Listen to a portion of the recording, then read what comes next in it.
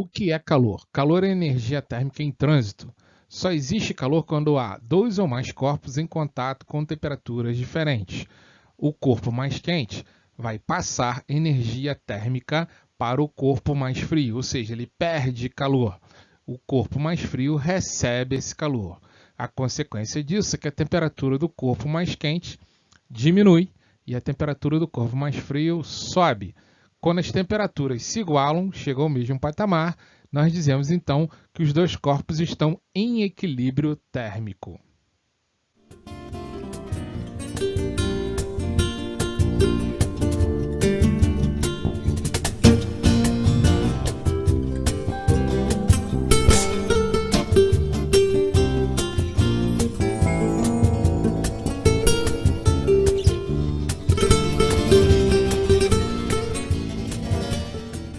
Calor é uma forma de energia em trânsito que se transfere do corpo de maior temperatura para o corpo de menor temperatura, devido à diferença de temperatura entre dois corpos.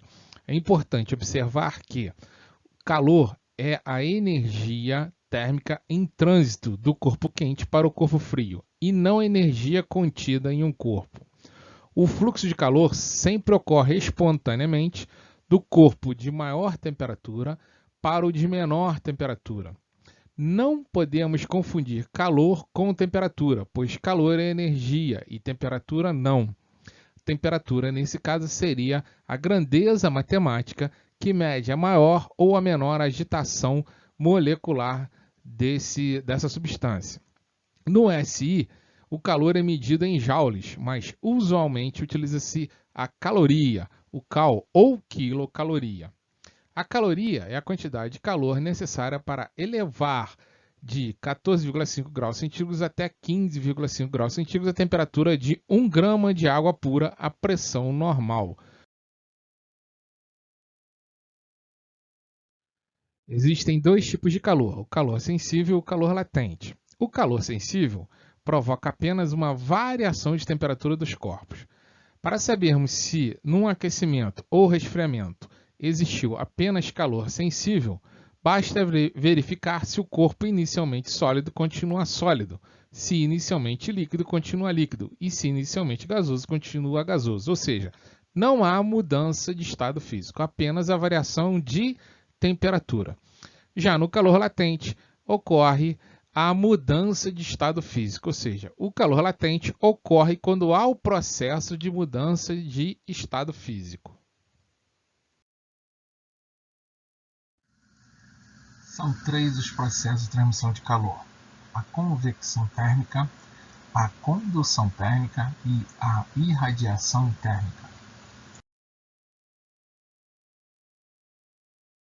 Na convecção térmica, ela ocorre nos líquidos e nos gases. Como é que isso acontece? Exemplo, se colocarmos um pouco de água para esquentar, a parte da água que está no fundo da vasilha, ou seja, em contato mais com o fundo que está em contato com o fogo, recebendo calor, é aquecida mais rapidamente através do metal da vasilha e ela fica menos densa. Essa água então sobe, empurrando a água fria que está mais densa na parte de cima para baixo. Daí você tem o que a gente chama de correntes de convecção. Isso acontece também no ar. É por isso que nós temos os ventos. O Sol aquece a superfície da Terra, esta fica mais quente, aquece o ar, esse ar fica menos denso, mais leve, ele sobe e empurra o ar frio para baixo. Com isso, nós temos aí as correntes de convecção térmica.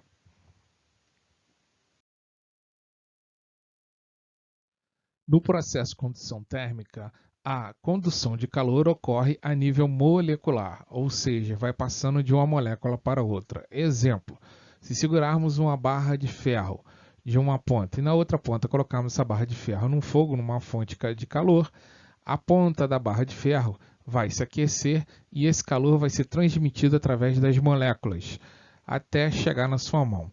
Durante o período, você vai conseguir segurar a barra, mas com o passar do tempo, esse calor vai aumentando se a barra continuar no fogo e você vai chegar a uma hora que você não consegue mais segurar. Há uma diferença de temperatura da ponta que está no fogo e aonde você está segurando a barra.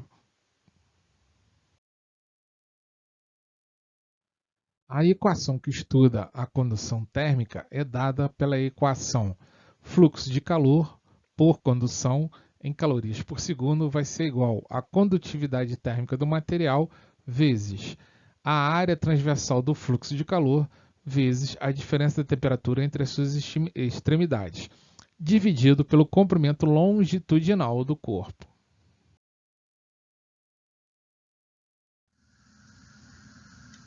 Irradiação térmica é o termo que se usa para dizer que algum corpo está sendo exposto à radiação térmica. A irradiação térmica é um dos principais processos de transferência de calor. Esse processo ocorre por meio de emissão de ondas eletromagnéticas. Na irradiação térmica, não há transporte de matéria como ocorre na convecção e na condução. É apenas transmissão de energia. Não depende do meio material para se propagar, pois ela se propaga tanto no vácuo quanto em meio material.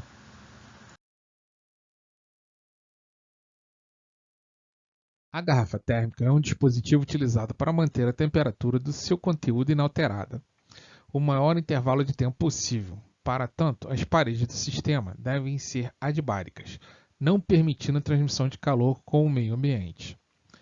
Como a energia térmica pode ser trocada por condução, convecção e irradiação, foram usados os seguintes artifícios. Para evitar a saída ou entrada de calor por condução, o líquido foi envolvido por vácuo. Por isso, a garrafa térmica possui parede dupla de vidro, que é péssimo condutor de calor, entre os quais se faz o vácuo. Para evitar a convecção, processo que exige trocas de partículas, deve-se manter sempre bem fechada a tampa da garrafa. Para evitar a radiação, as paredes são espelhadas, assim os raios infravermelhos e as demais radiações refletem-se do espelho retornando ao meio de origem. Eu vou observar que esse sistema não é perfeito. Assim, depois de algumas horas, o líquido interno acaba atingindo o equilíbrio térmico com o meio ambiente. Isolantes térmicos são materiais nos quais o calor não se propaga, ou seja, o calor não passa. Exemplo disso, madeira, borracha, plástico, vidro, gelo, couro, lã, etc. Condutores térmicos são materiais que deixam o calor se propagar. O maior exemplo disso são os metais, são bons condutores de calor.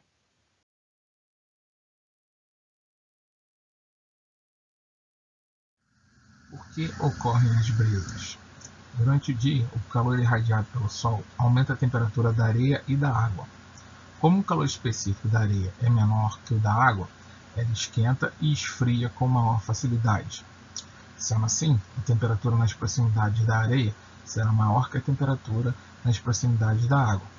O ar sobre a areia será mais quente que o ar sobre a água, o que provoca a diminuição de pressão do ar. Logo, podemos concluir que a pressão do ar sobre a areia é menor que a pressão do ar sobre a água, o que provoca um deslocamento de ar do mar para a praia. Durante a noite, o processo é inverso. A areia apresenta uma temperatura menor do que a da água, e o ar dessa região, consequentemente, é mais frio. Sendo assim, a pressão do ar é maior sobre a areia e a brisa tem o sentido da praia para o mar.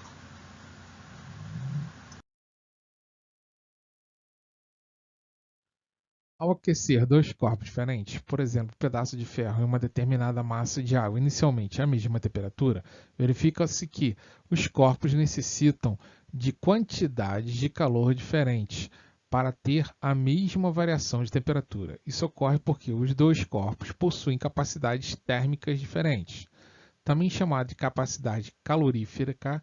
A capacidade térmica de um corpo determina a quantidade de calor que a massa total do corpo necessita receber para variar sua temperatura em uma unidade. Pode-se determiná-la pela razão entre a quantidade de calor que o corpo recebe ou cede e a respectiva variação de temperatura.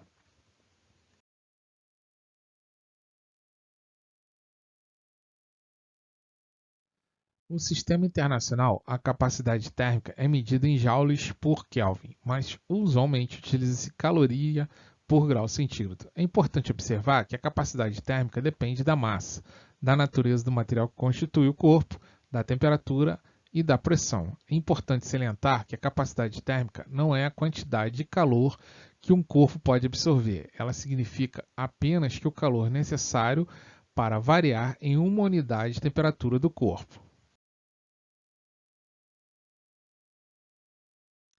O calor específico é a grandeza física que mostra o comportamento térmico dos materiais. Verifica-se experimentalmente que a quantidade de calor necessária para elevar de 1 grau centígrado a temperatura de 1 grama de água não é a mesma que é necessária para produzir o mesmo efeito em igual massa de ferro. Pode-se determinar o calor específico pela razão entre a capacidade térmica de um corpo e sua massa. O calor específico depende da natureza do material que constitui o corpo, da temperatura, da pressão. Agora, cuidado, o calor específico é independente da massa. Quantidade de calor sensível é a quantidade de calor necessária para variar a temperatura do corpo. Observa-se que a quantidade de calor sensível depende da massa do corpo m, do calor específico sensível C, da variação da temperatura ΔT. Para determinar a quantidade de calor sensível, tem-se a equação fundamental da calorimetria, que é igual a mc ΔT. Observação: a quantidade de calor recebida pelo corpo é sempre positiva e o calor cedido é sempre negativo.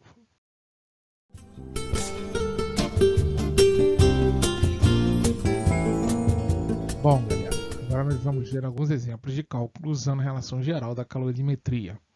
Uma questão da PUC. É preciso baixar de 3 graus centígrados a temperatura da água do caldeirão, para que o nosso amigo possa tomar banho confortavelmente. Para que isso aconteça, quanto calor deve ser retirado da água? O caldeirão contém 10 elevado a 4 gramas de água e o calor específico da água é 1 cal/gramas vezes graus centígrados. Usando, então, a equação geral da calorimetria, que é igual a M vezes C vezes ΔT, que então é igual a 10.000, que é 10 elevado a 4, vezes 1 vezes menos 3. Ou seja, por que menos 3? Porque a gente tem que retirar a temperatura da água, ou seja, a gente vai retirar calor da água. Que então vai ser igual a menos 3 vezes 10.000, menos 30.000 cal, ou então que é igual a menos 30 quilocal.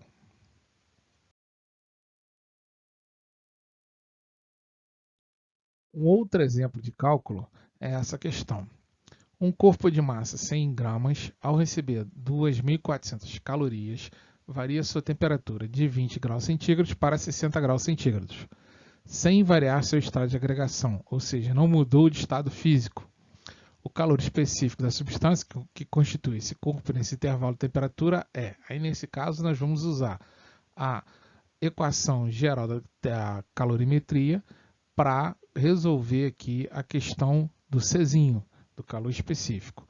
Substituindo então os dados, Q é igual a 2.400, que é igual a M, que é igual a 100, o Czinho que a gente vai descobrir, e a variação de temperatura é 60 menos 20. Fazendo então 2.400 dividido por 100, igual a C, 60 menos 20 dá 40, então C vezes 40. Com isso, nós temos 24 é igual a 40C. Passando 40 dividindo, nós vamos ficar com C é igual a 24 dividido por 40. E com isso, nós vamos ter C é igual a 0,6. Que nesse caso, a resposta é a letra D.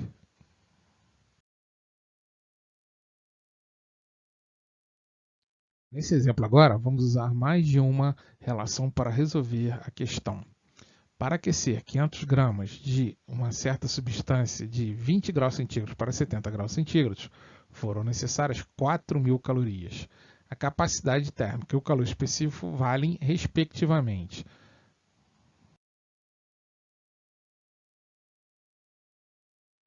Para calcularmos o calor específico, vamos usar a relação geral da calorimetria. Substituindo então os valores, nós temos que é igual a mc vezes ΔT, nós vamos ter 4.000 é igual a 500 vezes Czinho vezes 70 menos 20. Resolvendo então o 500, passando ele dividindo, então nós vamos ter 4.000 sobre 500 e resolvendo 70 menos 20 fica valendo 50. Com isso, 4.000 sobre 500 nós temos 8, igual a 50C. Agora, a gente passa o 50 dividindo Então, nós vamos ter C é igual a 8 sobre 50, que vai dar um valor de 0,16 cal/G vezes graus centígrados. Traçando aqui uma reta no meio para dividir o espaço, nós vamos ter agora, para o cálculo de capacidade térmica, vamos usar então C é igual a C sobre M.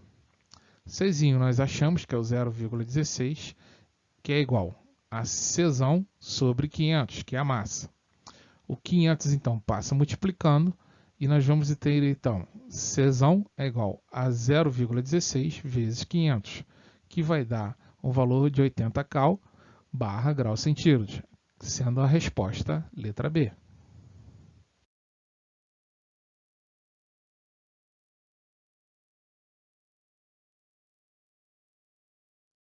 Agora temos outro tipo de questão, então vamos a ela. Uma fonte calorífica fornece calor continuamente à razão de 150 cal/segundo, ou seja, 150 calorias por segundo, a uma determinada massa de água. Se a temperatura da água aumenta de 20 graus para 60 graus em 4 minutos, sendo o calor específico sensível da água 1 cal/G vezes graus centígrados, pode-se concluir que a massa da água aquecida em gramas é... Bom, primeiro temos que fazer uma relação para descobrir o valor de Q. Então, 1 minuto é igual a 60 segundos, então 4 minutos serão iguais a 240 segundos. Com isso, a fonte emite 150 calorias por segundo, então nós temos o calor emitido, que é o Q, pela fonte, vai ser igual a 150 vezes 240, que então vale 36.000 calorias, nesse caso, nos 4 minutos. Usando a relação, então, Q é igual a M vezes C vezes Δθ, temos 36.000, que é igual a M vezes 1 vezes 60 menos 20, que é a variação de temperatura que houve lá em cima na água. Bom, então 36.000 é igual a massa vezes 1 vezes 40. Com isso, nós vamos ter o 40 vezes 1 dá 40, o 40 passa dividindo, então nós vamos ter M é igual a 36.000 sobre 40. Portanto, o resultado dá M é igual a 900 gramas.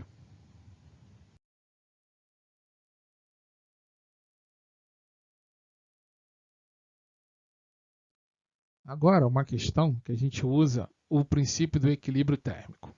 Então, um pequeno cilindro de alumínio de massa 50 gramas está colocado numa estufa. Num certo instante, tira-se o cilindro da estufa e rapidamente joga-se dentro de uma garrafa térmica que contém 330 gramas de água. Observa-se que a temperatura dentro da garrafa eleva-se de 19 graus para 20 graus centígrados. Sendo 1 cal/grau centígrado a capacidade térmica da garrafa, determine a temperatura da estufa no instante em que o cilindro foi retirado. E ele dá os valores, do calor específico do alumínio, que é 0,22, e o da água, que é 1 cal. Bom, então, no caso do equilíbrio térmico, nós vamos ter a quantidade de calor cedida pelo cilindro é igual à quantidade de calor recebida pela água. Tá? Então, nós vamos ter uma relação para o cilindro e a outra relação para a água. A primeira relação é mc∆T, que a equação geral vai ser uma para o cilindro e a outra para a água. Fazendo a substituição, nós teremos 50 vezes 0,22T, esse no caso é a parte do cilindro, é igual a 330 vezes 1 vezes 20 menos 19, que é a parte da água. Resolvendo então 50 vezes 22, T vai dar 11T, que é igual. Resolvendo, no caso, a parte da água, nós vamos ter 300 vezes 1, 20 menos 19 dá 1, então 300 vezes 1 vezes 1 dá 330. Com isso, nós vamos ter T é igual a 330 dividido por 11. Então, T é igual a 30 graus, ou seja, a temperatura da estufa era de 30 graus centígrados.